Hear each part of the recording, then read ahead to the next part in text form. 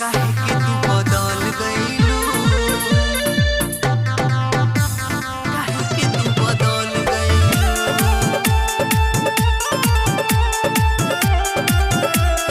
Recording by Appan Mitra Recording Studio.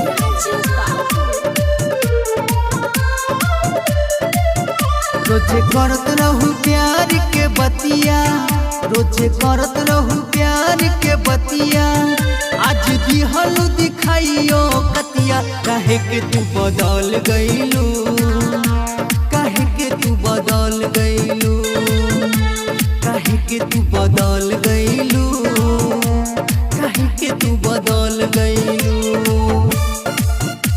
काहे के तू बदल गइलू।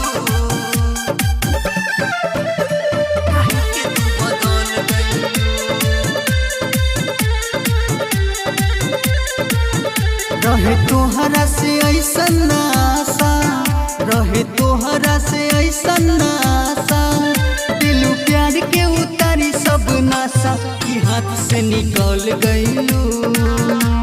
काहे के तू बदल गइलू, काहे के तू बदल गइलू, काहे के तू बदल गइलू,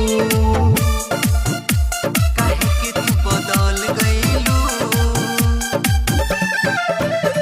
काहे के तू बदल गइलू।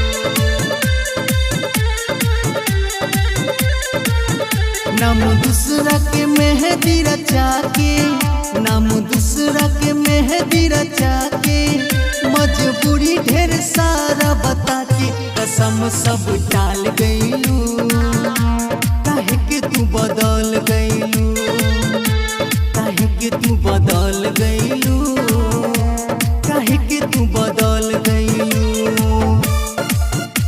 काहे के तू बदल गइलू, काहे के तू बदल गइलू। मोरा प्यार के तमसवा बनैलू, मोरा प्यार के तमसवा बनैलू, रंज रक्त से तू बहिया छोड़ैलू, हमेशा के सवाल भइलू।